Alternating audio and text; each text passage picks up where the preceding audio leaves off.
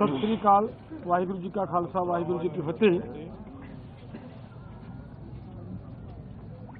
आप सबको बड़ी इंतजार थी कि प्रपोजल आई है, उसके ऊपर क्या किया है, क्या उसके बारे में कुछ तरह तरह के विचार चल रहे थे। कोई कुछ बोल रहा था, कोई कुछ बोल रहा था, लेकिन ये दोनों फोरमों की अब चर्चा होने के बाद ये फैसला लिया गया है कि जो सरकार ने प्रपोजल दिया है उस प्रपोजल की अगर उसे नाप तोल किया जाए तो उसमें कुछ नजर नहीं आ रहा। अगर इसको ध्यान से देखेंगे तो माननीय मंत्री जी कल ये बता रहे थे कि सरकार अगर एमएसपी की गारंटी दालों के ऊपर देती है तो हमारा 1.5 लाख करोड़ रुपया हमारी जेब से खर्च होगा, हमारे बजट के ऊपर वेट पड़ेगा। और इसी के बराबर एक खेती माहर साउथ का प्रकाश कामारेड्डी जी के अनुसार केवल 1,75,000 करोड़ रुपया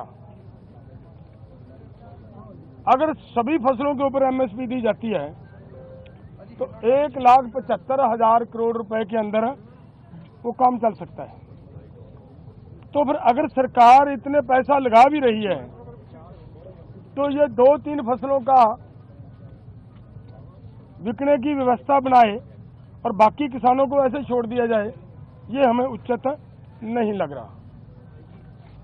दूसरी बात मैं और एक कहना चाहता हूं, देखिए हमारी गवर्नमेंट बाहर से 1,75,000 करोड़ रुपए का पाम ऑयल मंगवाती है और वो सभी लोगों के लिए, मनुष्यता के लिए, इंसानियत के लिए बीमारी का कारण भी बन रहा है, फिर भी उसे मंगवाया जा रहा है। अगर यही पैसा 1,75,00,000 रुपया देश के किसानों को तेल बीज फसलें उगाने के लिए और उनके ऊपर एमएसपी की घोषणा करे सरकार और उसके ऊपर खरीदी की गारंटी बनाए सरकार, तो 1,75,000 करोड़ से उधर के पैसे इधर आ सकते हैं। तो मुझे कहीं पे भी ये नजर नहीं आ रहा कि सरकार के ऊपर कहीं से किसी तरह का बोझ पड़ रहा हो। अगली बात मैं ये कहना चाहता हूं कि जो मैंने कहा कि इसे अगर ध्यान से देखेंगे, स्टडी करेंगे तो इसमें कुछ नजर नहीं आ रहा। उन्होंने ये कहा कि उन लोगों को, उन किसानों को हम दालों के ऊपर और क्रॉप्स के ऊपर जो हमने 6 क्रॉप्स लिए हैं 5 उनके ऊपर हम खरीदी की गारंटी करेंगे जो डाइवर्सिफिकेशन कर दूसरी क्रॉप्स को छोड़ेंगे। और मेरा इसमें कहने का मतलब है ये उन्हीं को देंगे जिन्होंने धान को छोड़कर मूंग को लगाया होगा। अगर जिन्होंने धान को छोड़कर मूंग को नहीं लगाया, अपने आप नेचुरल मूंग की बिजाई कर रहा है, उसकी खरीदी नहीं होगी। तो इसलिए इन सभी बातों से ये निकल कर आता है कि इसमें से कुछ किसानों को लाभ होने वाला नहीं है।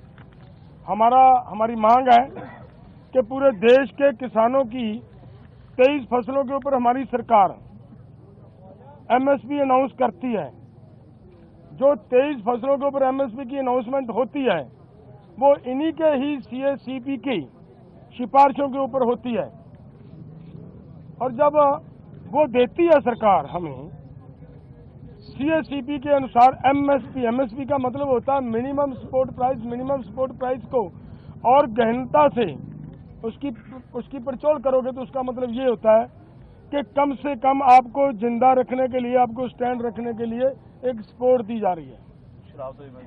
आपके लिए कोई भी उसमें इनकम देने वाली चीज कोई नहीं है उसमें, और वो भी देते हैं जब, और उसके ऊपर भी सारी फसलों की अगर हम ये मांगते हैं कि जितनी आप कम से कम भी दे रहे हो भाई उतनी तो बिक जाए, हमारी उस रेट पे तो बिक जाए, और उसके लिए भी वो गारंटी का कानून ना दें तो इसका मतलब देश का किसान इसी तरह लूटता जा रहे, तो वो हमें स्वीकार नहीं है। इसलिए इन सभी तथ्यों के हिसाब से हम दोनों फोरमों ने आज बैठकर चर्चा करने के बाद ये फैसला लिया है कि ये जो प्रपोजल आई है, ये प्रपोजल किसानों के पक्ष की नहीं है, किसानों के हित की नहीं है, और इसके अनुसार हम इस प्रपोजल को रद्द करते हैं।